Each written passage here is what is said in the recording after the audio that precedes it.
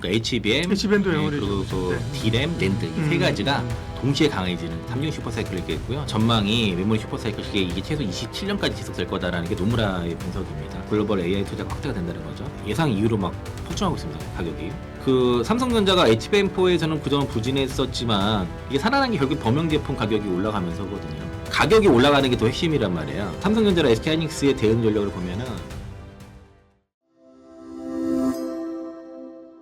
이민수의 경제토크 IM증권 서울금융센터 이청한 이사님 함께하고 있는데요. 반도체 이야기. 올해 뭐 반도체 얘기를 주구장창 작년부터 하셨고 그죠? 네. 가지고 있는 버티고 이제 가지고 있는 분들이 지금 수익을 내는 거고 HBM의 그 변화들 가격이 여전히 오르고 있다는 얘기를 해주셨고 D램 얘기를 좀 메모리 얘기를 할 텐데 어쨌든 메모리 쪽이 좋아지고 있다는 얘기를 많이 하는데 실제로 뭐 얼마나 그게 좋아지는 거예요? 뭐 이거는 이제 그 메모리 슈퍼사이클에 대해서 노무라에서 얘기를 했었고요. 네. 그 노무라에서는 그 메모리 반도체 3중 슈퍼사이클 이렇게 표현을 했더라고요. 3중 슈퍼사이클. 네. 그러니까 이제 HBM4, 그러니까 HBM, HBM도 그리고 그 D램, 랜드 이 세 가지가 동시에 강해지는 그런 3중 슈퍼사이클을 얘기했고요. 이게 이제 올해 그 지난해 4분기 이후에 전망이 메모리 슈퍼사이클 시기에 이게 최소 27년까지 지속될 거다라는 게 노무라의 분석입니다. 일단 메모리 가격의 강세가 실적 견인하는 그런 상황이고, 그리고 향후에 이제 그 반도체 업체들의 실적 전망을 대폭 상향해 버렸고요.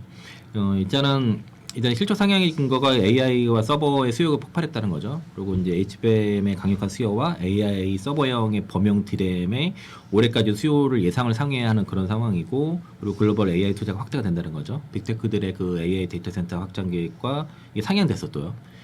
그리고 또 이제 미국의 이제 AI 제넥스 비션 등도 정부주도 투자도 지속이 되고 있고, 또 전통 서버에서도 좀 SSD가 수요가 급증하고 있습니다. 그러니까 전통 서버에서도 서버 디램이라든가 뭐 SSD 수요가 급증하면서 이게 이제 고객사들이 선제 구매가 나타나면서 뭐 공급가도 인상이 되고 뭐 예상 이후로 막 폭증하고 있습니다. 가격이. 그리고 문제는 이게 의미 있는 공급이 나와야, 공급 증가 나와야 가격이 안정이 될 텐데 그게 어렵다는 겁니다. 이게 타이탄 수급이 이게 풀리려면 최소 28년은 가야 된다. 라고 그렇게 지금 보고 있어서, 또 게다가 그 삼성전자가 HBM4에서는 그동안 부진했었지만 이게 살아난 게 결국 범용 제품 가격이 올라가면서거든요.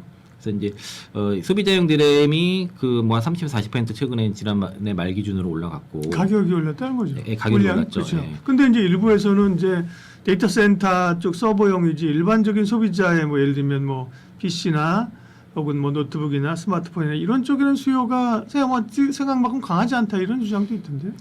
가격은 똑같이 다 올라가는 거죠. 가격은 네, 오르죠. 네. 네. 그러니까 비싸니까 이제 엄두를 못 내는 건데, 저도 그래서 지난해 말에 노트북을 한 대 추가 구매를 했고요. 저희 어머니를 드려야 돼서 했는데, 확실히 같은 사양 대비 가격이 좀 올랐더라고요. 올해도 더 많이 오르기 전에. 지난해까지는. 그래서 고객분들한테 혹시 노트북이나 스마트폰 사실 분들은 연말까지 사라 막 이렇게 말씀 좀 드렸었는데요.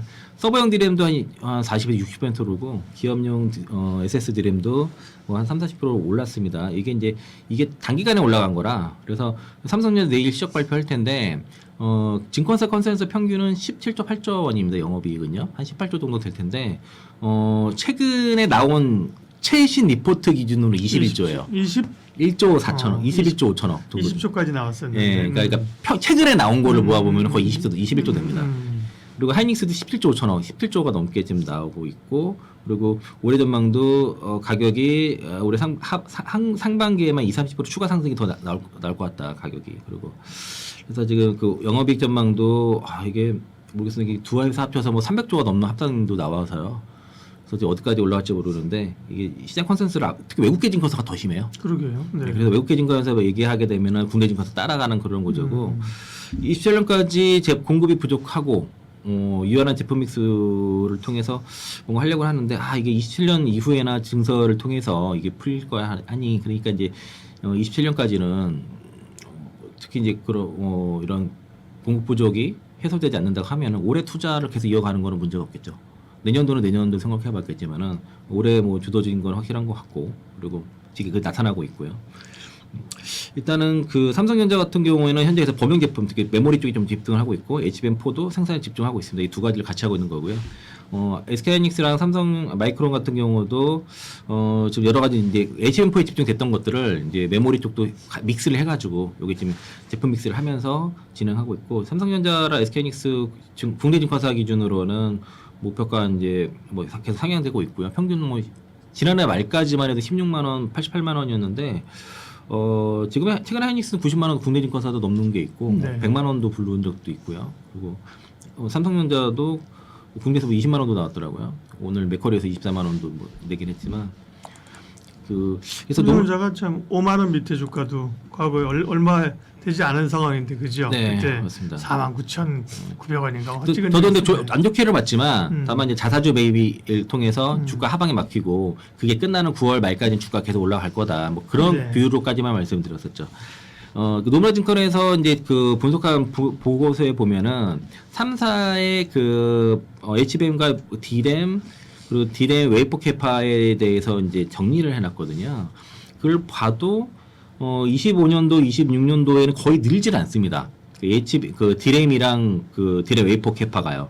27년도에 약간 늘지만 그렇게 늘지 않아요. 근데 28년도부터 그나마 늘은 게 삼성전자 기준으로는 D램 클린룸 캐파가 올해 26년도에 그 삼성전자 기준으로 D램 그 클린룸 캐파가요. 지난해 73만 장 그리고 올해 73만 장입니다. 캐파가 안 늘어나죠. 그리고 내년에 27년도에 79만 장 그리고 28년 가서 94만 장으로 늘어나고 하이닉스가 지난해 58만 장에 올해 62만 장 내년에 68만 장 크게 늘어나질 않죠. 네, 그리고 28년도에 74만 장 이 정도로 늘어나는 구조고요. 마이크론은 지난해 40만 장 올해 40만 장 안 늘어나요. 그래서 이걸 봐도 D램 쪽의 그 캐파가 내년까지는 크게 안 늘어나는 게 명확하게 보이고요. HBM4에서는 삼성전자가 그러니까 HBM4가 아니라 HBM이죠. HBM 같은 경우에는 캐펙스 증가가 삼성전자가 3년간 25년부터 27년까지 평균 53%, 하이닉스가 57%, 마이크론이 160% 증가를 하는데 이것 때문에 D램 캐파를 다 잡아먹는 거예요. 웨이퍼를 다 잡아먹습니다. 그러니까 이 HBM 칩은 지금 다 완판이란 말이에요, 올해. 근데 요게 웨이퍼를 많이 먹어보니까 요 D램 쪽의 캐파가 의미있게 늘어나지 않는 이상은 공급 부족이 계속 진행될 수밖에 없고 이게 27년까지 이어진다는 거죠. 이 웨이퍼 캐파, HBM의 그 프로덕트 캐파가 삼성전자가 지난해 7억 7천 기가바이트 정도였고 올해 14억 4천 이 정도 되는 것 같고요. 그리고 내년도가 이제 21억 정도 이렇게 기가바이트 정도 되는데 이게 많이 늘어나는데 이게 늘어날수록 D램 캐파가 늘어나는 게 어렵다는 거죠. 그동안 이제 HBM이 돈이 잘 되니까 HBM으로 갔는데 네. 그 D램 라인도 돌리고 그랬는데 이제 D램 쪽도 이제 가격도 오르고 좋으니까 결국 이제 D램도 같이 간다는 거죠, 그죠? 네, 그래가지고 HBM 쏠림이 되다 보니까 D램이 부족하잖아요. 그러니까 D램 공급은 심해지다 보니까 범용 D램 가격이 HBM 가격을 넘어가 버렸어요. 그래가지고 그래서 이제 마이크론 같은 경우가 이번에 4분기 실적 발표할 때 범용 D램의 이익률 매출 총 이익률이 67%인데 HBM 매출 총 이익률이 62%를 제시했습니다. 그러니까 이제 올해 2분기 2월까지 예상인 건데요. UBS 보고서에서 그렇게 나왔고. 그러니까 D램 가격이 워낙 많이 올랐어요. 그러니까 그전에는 HBM과 D램과의 가격 차가 한 4-5배 정도 차이가 났는데 이제는 거의 비슷해졌다는 겁니다. 그리고 기가비트당 가격이 지금 어떤 일부는 또 넘어간 것도 있고 그러니까 기가바이트죠. 기가바이트당 가격으로 보면은 대등하거나 일부 좀 넘어가는 그래서 거의 이제 범용 D램 가격이 이제 HBM을 능가하는 그런 상황이고 이익률은 오히려 더 좋은 상황이고요. 수율이 훨씬 좋으니까 그쪽이요. 그리고 그래서 삼성전자랑 SK하이닉스의 대응 전략을 보면은 삼성전자는 HBM3 쪽에 이제 엔비디아 블랙일 쪽에 들어가고 구글 TPU 쪽으로 들어가잖아요. 그러면서 요 생산을 유지하면서 HBM4랑 범용 D램, 특히 이제 GDDR7과 LPDDR5 쪽에 투자를 확대를 하는 거죠. 돈이 되는 쪽에 더 많이 하게 되겠고, SK하이닉스는 사실은 기존 엔비디아 쪽에 거의 올인되다시피 했었어요. 그렇죠. 전략이. 네. 이걸 약간 선행을 해서 HBM3랑 HBM4를 준비를 병행하면서 그게 원래 기존 전략이었거든요. 근데 지금은 HBM3가 더 오래 잘 팔려버리니까 HBM3가 주력으로 계속 진행이 되고 HBM4도 준비를 하는 겁니다. 이게 이제 약간의 변력 그러니까 원래는 두 개 HBM3E에서 4로 넘어가니까 이거를 이제 넘어가는 거에 준비를 했다고 보면은 지금은 HBM3가 더 잘 팔려요. 잘 팔리고 가격도 더 50% 올라가 보니까 그게 주력입니다. 아직까지 그게 주력이고 HBM4도 지금 준비를 같이 들어가는 거고 또 일부 2000 캐퍼시티에서는 그 최신 범용 디램을 원시 그 디램 공정으로 좀 그 14,000대까지 캐펙스를 좀 늘리는 그런 전략도 채웠습니다. 그래서 네. 그러니까 돈이 되는 쪽으로 좀 유연하게 지금 그런데 돌아보면요, 반도체 산업을 아시는 분들은 알겠지만 사실은 항상 이렇게 가격 오르면 이제 캐파가 늘려가지고 서로 이제 치킨 게임 막 했어요 옛날에, 그죠? 그러면서 가격도 떨어지고 이게 사실은 이 일반적인 이 경기를 타는 시크릿컬 산업의 특징이거든요. 근데 최근에는 사실은 계속 공급 부족임에도 불구하고 하는 게 이전엔 사실 이전보다 뭐 이전에 LP다고 몇 개 있었잖아요, 그죠? 그러니까 그런 회사들이 사실은 다 사라지고 실제로 3강 중에 실제로 2강 체제 이렇게 좀 이게 구조적으로 이렇게 해서 이런 가격 상승을 향유할 수 있는 걸까요?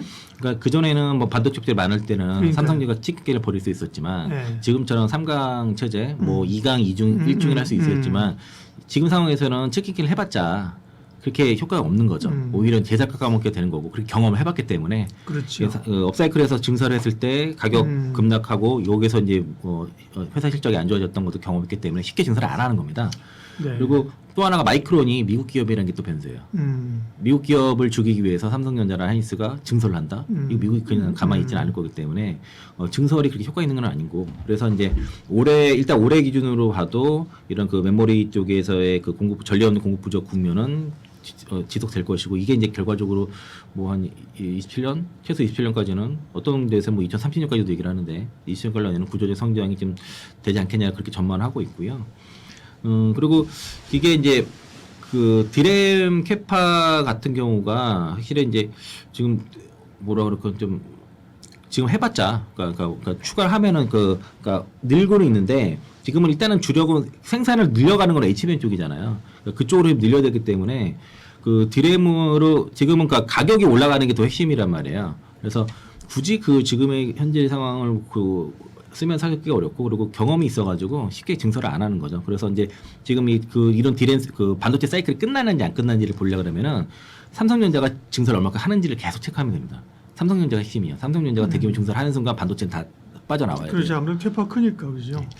그래서 그리고 이제 공정지원 효과도 있고 이게 전반적으로 하여튼 올해 이게 쉽게 풀리지 않는 게 너무 명확해요. 그러다 보니까 좀 급하게 오른 것도 있습니다. 이게 쉽게 따라가지는 어려울 것 같은데. 그래서 이제 국내 반도체 기업들 특히 삼성전자, SK하이닉스 중심으로 좀 보는 게 맞을 것 같고 여전히 갖고 계신다면은 쉽게 팔면 안 된다. 그리고 네. 제가 오늘 이제 맥쿼리 거는 제가 넣지는 않았는데 삼성전자랑 SK하이닉스 올해 영업이익 추정치가 하단이 133조, 상단이 155조 정도이고요. 증권사 외국계 증권사 합쳐서요. 그리고 SK하이닉스가 하단이 101조. 그리고 상단이 148조입니다. 그러면 상단이 155조에 148점 300조가 넘는 그래서 그거 나온 거고 오늘 맥쿼리 거 들어가면 훨씬 높습니다. 그리고 증권사 목표가는 삼성전자가 하단이 15만 원, 상단이 20만 원 나왔고요. 그리고 하이닉스는 86만 원에서 SK가 100만 원 얘기해서 100만 원까지 나왔는데 오늘 맥쿼리가 삼성전자 24만 원, 그리고 SK하이닉스 112만 원을 불었습니다. 그래서 100만 원을 훌쩍 넘는 목표가를 부른 거는 맥쿼리가 처음이고 지난번에도 가장 먼저 목표가를 많이 올린 게 맥쿼리였어요. 그 50만 원을 먼저 부른 것도 맥쿼리고 그다음 80을 올리고 이번에 하이닉스 기준으로 112만원까지 불렀는데 삼성전자 핵심 포인트는 가격 하락 없는 연간 수익이 나오면서 HBM4가 안 차게 되는 이런 구조가 될 것이고 그리고 하이닉스는 HBM3 가격이 계속 올라가면서 물량도 확보가 되면서 이게 되게 상향이 되죠. 가격이랑 물량이 같이 올라가고 그리고 HBM4를 포함한 이 시장에서의 독보적인 선두를 유지한다는 거고요. 두 회사의 리스크를 보면은 뭐 일부 삼성전자는 모바일이라든가 디스플레이 쪽에서 약간 감익 가능성. 근데 이게 크잖아. 이거 뭐 반도체가 워낙 좋으니까 충분히 상승하고 남을 것 같고. 그리고 만약에 진짜 이제 글로벌 소비 시장이 둔화됐을 때는 수요가 변했을 때는 이거는 SK하이닉스만 무너지는 이슈는 아니죠. 이게 글로벌 증시가 같이 다 무너지는 그런 이슈라서. 그래서 현재는 그래서 이제 AI 과잉 투자 뭐 이런 거에 좀 뭐 버블로는 요게 몰두할 게 아니라 지금은 실질적으로 칩 쇼테지 상황이라는 겁니다. 이게 좀 주목하는 게 맞겠고요. 그래서 이제 일단 서버용 그 드램이라든가 ESS, 그 추론이 더 많이 들어가기 때문에 ESS가 더 많이 쓰이거든요. 이게 폭발적으로 수요가 확대가 되면서 삼성이라든가 SK하이닉스가 역대급 영업이익을 지금 올해뿐만 아니라 내년에도 기록을 할 것 같고, 맥쿼리가 좀 약간 더 과하게 좀 분석하는 것 같긴 한데, 보통은 26년에서 27년도 넘어갈 때 27년도 영업이익을 되게 보수적으로 봐요. 그러니까 26년에서 27년도에 그 영업이익 증가율이 별로 높지 않은 걸로 지금 국내 증권사도 많이들 보고 있는데, 맥쿼리는 27년도 굉장히 높습니다. 그리고 200조가 훨씬 넘는 그런 실적치를 얘기를 하고 있고, 그래서 그 외국계 증권사를 딱 그 증거를 보니까 CT 거를 보니까요, 삼성전자의 영업이익을 이제 올해 155조, 내년에 167조. 그렇게 되면 이게 이제 퍼가 6배, 7배입니다. 올해 7배, 내년에 6배고요. 그리고 SK하이닉스도 올해 113조, 내년에 129조. CT에서 그렇게 보고 있고, 모건스탠리에서 모건스탠리 애들은 뭐라 그래요? 반도체 겨울 뭐 한참 난리 쳤던 애들이 모건스탠리잖아. 네, 그건 뭐 한창 바꾼 지 오래됐잖아요. 그래서 이제 네, 올해 영업이 148조에, 그리고 내년도에 27년도, 내년 181조 이렇게 보고 있어서요. 그래서 이제 이익 증가율은 한익스가 제일 높습니다. 그리고 매출 규모는 삼성전자가 당연히 압도죠. 그죠? 올해 뭐 489조에 내년에 547조 이렇게 얘기하니까요.